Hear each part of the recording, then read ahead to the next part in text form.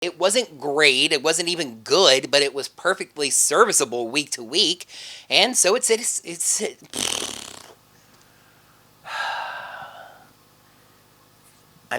I'm so tempted to just let that sit, like cut it off at week to week, but no, I'll do it again.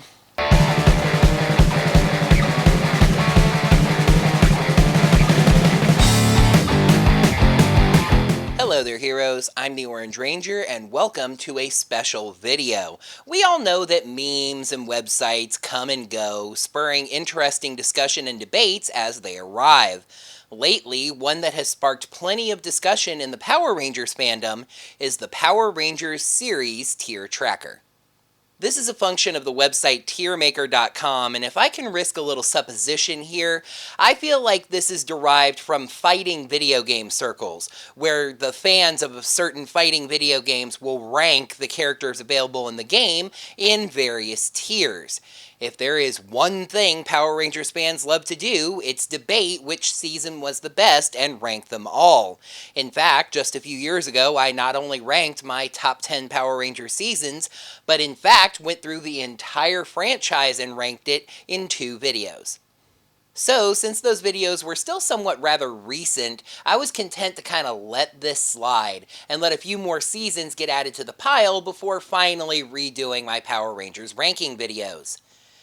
And then my good buddy Airlim did a tier ranking video of the Power Rangers seasons and challenged Ranger Liz to make one as well. And he also challenged me. I'm going to tag Ranger Liz and also Orange Ranger. Yeah, I want to see what your lists are, and I want to hear your thoughts behind it. So let's get this going. So tweet at them as well. Sean and Liz, I want you guys to have a go of this. And then Ranger Liz put together her own video while sick. The plague is slowly leaving my house. I'm gonna say I'm the last one that has it, but we're all still reeling from it. You might hear coughing from another room from my daughter napping, and my husband's working from home today, so he's typing in the background. So forgive any of the background stuff, but I was asked to do a tier list, and so here it is. So I'm not sure how I could avoid doing one and still remain cool. Let's take a look at my Power Rangers series tier rankings. Now, this is an Orange Ranger Video's ranking video, so of course there's a disclaimer, but I happen to think it's a pretty major one this time that needs discussing. The categories provided by the original tier ranking system are Rita's Dumpster, Vulcan Skull, Battleizer, Ultrazord, and Morphin Master. I originally had 6 seasons listed under Battleizer, but I happened to notice that there was a very distinct break between 2 sets of 3. So I decided to be different and I added a 6th category since the website allows you to edit the tiers, add your own, etc., etc. So between Battleizer and Ultrazord, I inserted, of course, Megazord. 2 other small disclaimers that I feel are important to mention, the first of which I'm actually going to mention again at the end of the video because I think it's important to explain. But this video is under no obligation to match my previous ranking list and probably won't. Secondly, for better or for worse in my opinion, this tier ranking system does not include any of the Neo Saban super seasons. They're lumped in with their original seasons. I'll explain when I think this is really important, but I'm betting that you already know. Alright, let's get to it. The first tier up for discussion is the bottom tier, Rita's Dumpster. Absolutely, completely the worst seasons of the franchise. By the way, I am ranking these even within their own tiers from left to right, so yes, this still can serve as something of a numerical ranking of the Power Rangers franchise. To the far left, by far and away the worst season/seasons in the franchise's history is Power Rangers Ninja Steel. Terrible writing, no drama, no intensity, horrid comic relief.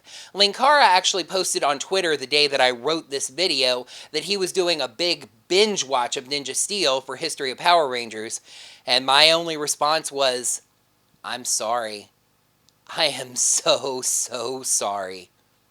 Following that is the season that Ninja Steel stole the Trash Crown from Power Rangers Operation Overdrive. Same terrible writing and acting, but at least Overdrive has a little bit of an ongoing arc and a tiny little bit of drama.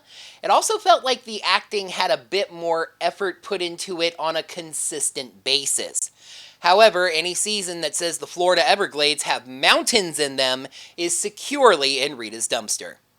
And rounding out the bottom three of Rita's dumpster is the season that nearly killed the franchise the first time, Power Rangers Turbo.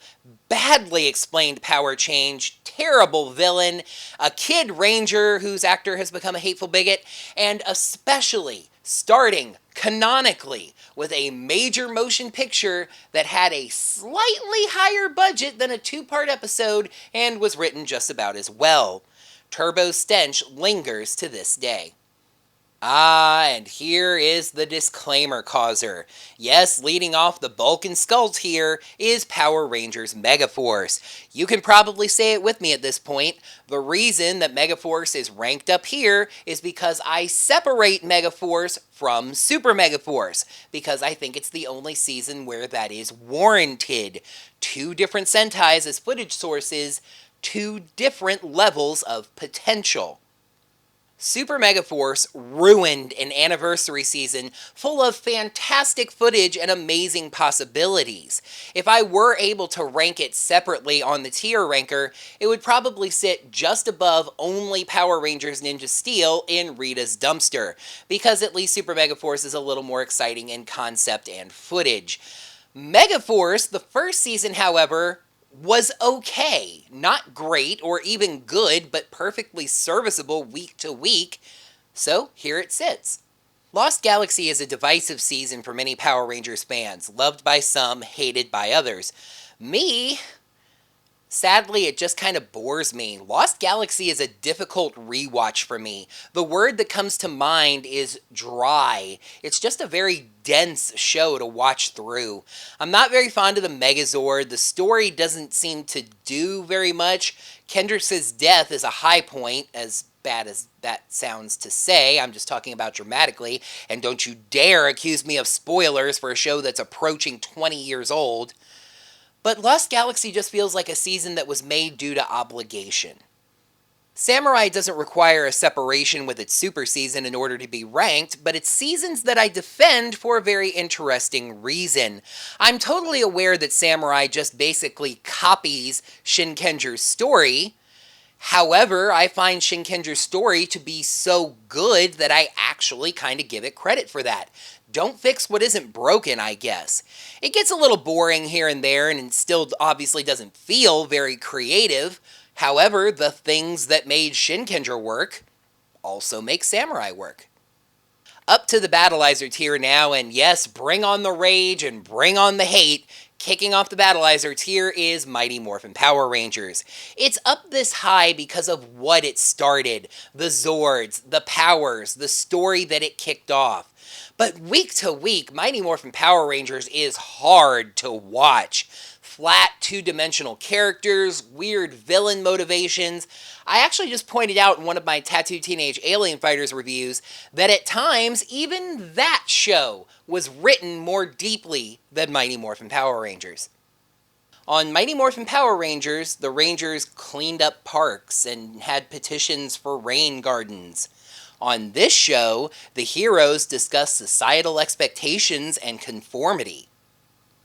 Power Rangers Zeo comes next because I just find it to be a very episodic season.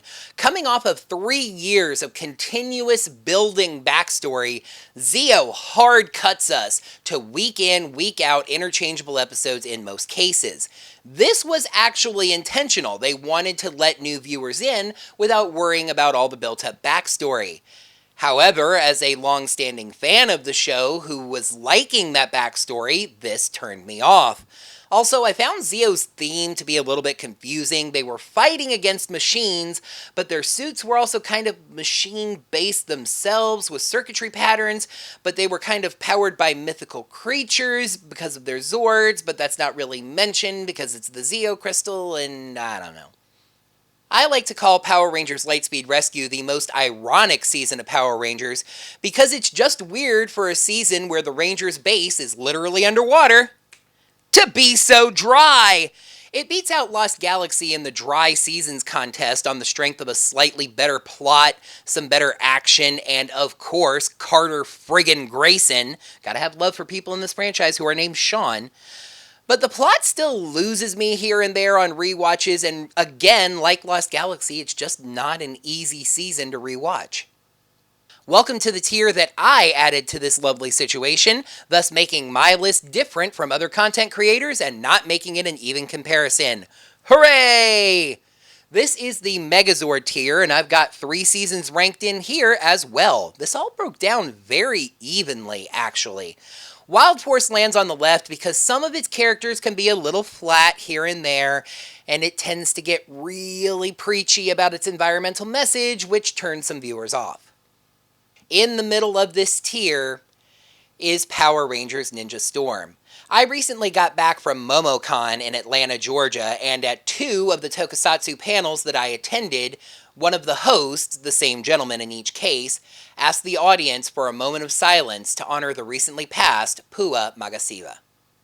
And he was a strength of this season, actually. All the Rangers are pretty good, and I am one of the few Power Rangers fans that actually defends Lothor as a villain.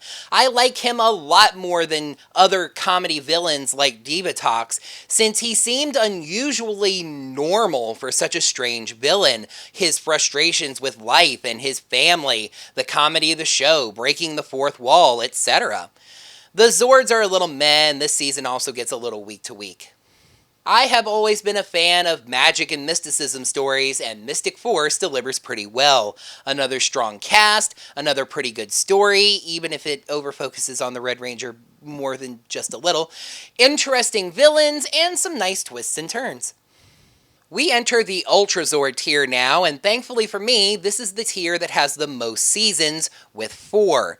Dino Charge was itself a Morphin Master season, but including Dino Supercharge drops it down 1 tier. Still great cast, exciting story that moves very well, fun Zords, and entertaining villains.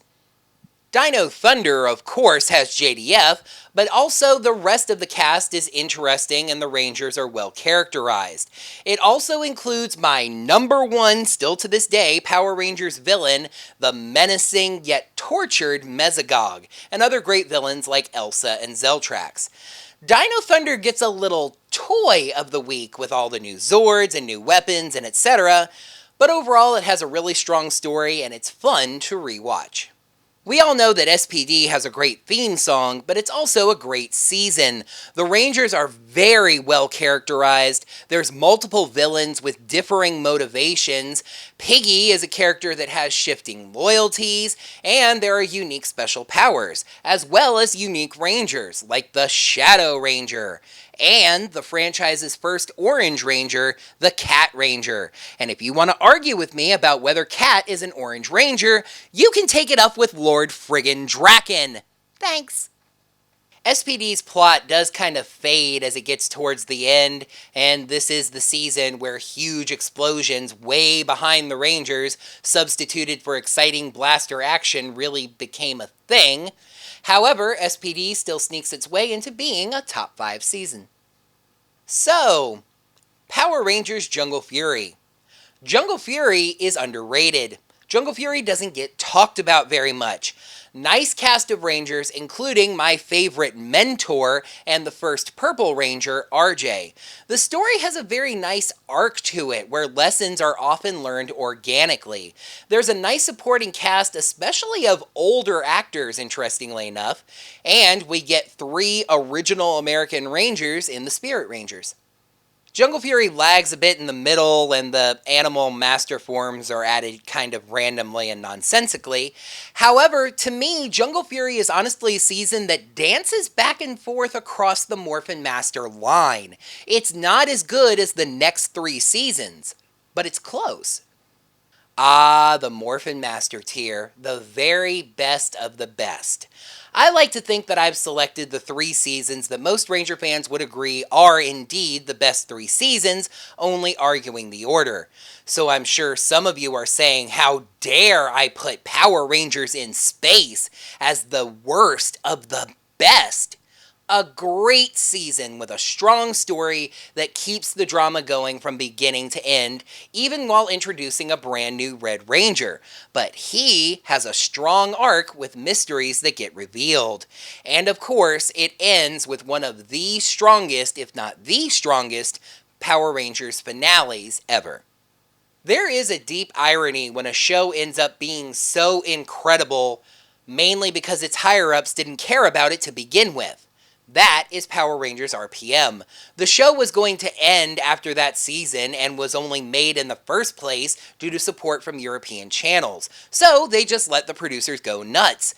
As a result, we get this dark, apocalyptic story where characters actually literally die and the ones that survive undergo heavy arcs. Even if there are sillier elements, yes. Dr. K is an amazingly interesting mentor who actually ends up growing right alongside her Rangers. Venjix is a very interesting villain as well, a virus that shows Evox how it's done in terms of being intimidating and actually getting things accomplished while not being able to move.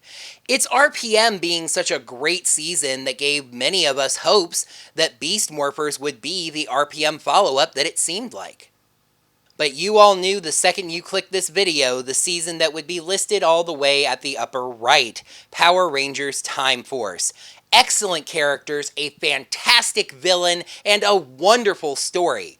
Listen, Time Force stumbles here and there. Stuff like Movie Madness, which I think was an episode that was just made for fun, but it still doesn't seem to really fit the show's tone. Or the Alex Coming Back arc. But in the end, it's dramatic and fun in equal measure, and that's why Time Force sits at the very top of the mountain. So, that's it. That's my tier there. Again, I realize that it probably doesn't match the list that I created earlier, but that's the thing. Tastes change and evolve over time. I can reflect back on 2 different seasons and feel completely differently about them now versus when I made those videos. My ranking videos are not set in stone, folks. Beast Morphers may even be good enough to unseat Time Force.